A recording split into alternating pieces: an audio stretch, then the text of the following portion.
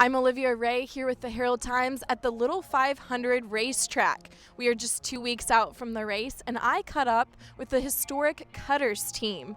The Cutters are most well known for their 5 straight first place finishes from 2007 to 2011, and this year they took the pole at the qualifications round.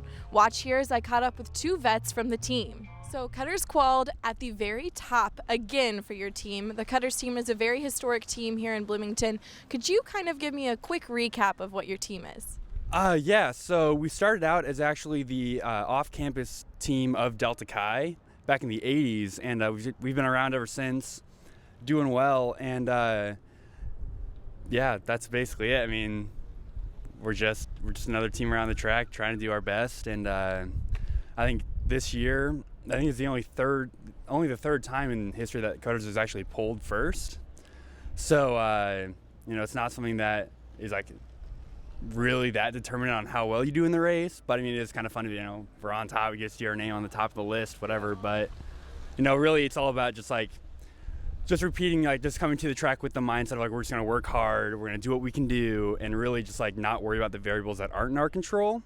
And just focus on the things that we can do well and do those to the best that we can. And that's kind of the Cutter mentality. So Cutters has been featured in not 1 but 2 films now. So they're kind of a popular team. What does that mean for you guys being writers on that team? Not a whole lot, actually. The first movie was actually made before the Cutters team was. And we actually named our team as a joke because of the original Breaking Away, whatever. And the other one is actually, it's kind of a fun movie to watch because I know all those guys pretty well. And just hearing them tell the stories that I've heard them tell, it's oh, I know them. That's fun. But when it comes down to being on the track again, it's just all just individual hard work and just showing up every day and doing the right things and just being professional, but also knowing how to enjoy the time on the track.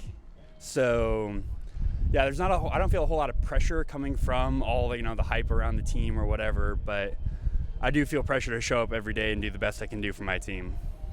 So you guys are both veterans. Could you give me each your favorite Little 5 story? You've both ridden in many races. Wow. All right, so I don't even know where to start. My favorite Little 5 experience through the whole year or just on race day? Any of your time. Really what I like to do is we stay here in Bloomington for spring break, and spring break's just a super fun week. Here in Bloomington, we go out and stay in Lake Monroe, and it's just a week that we get to spend together as a team in the same cabin, and we all come here every day and ride on the track.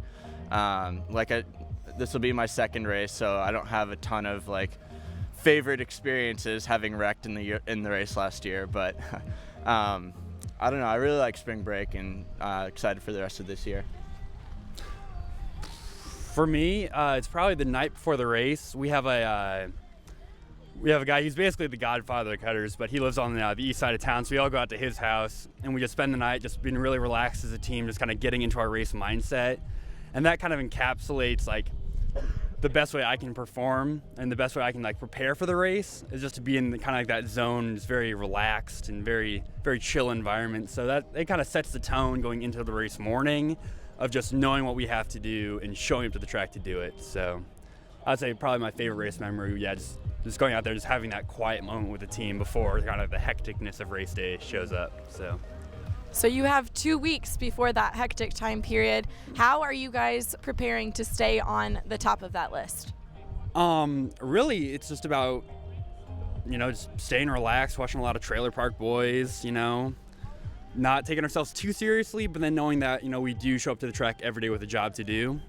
So, you can only do what you can do, and our best performance will be what we show up on race day with. So I guess we'll see what happens. This team clearly has what it takes. Stay tuned tomorrow on Hoosier Scoop, where Brian caught up with Wright Cycling, another top 5 qualifying team.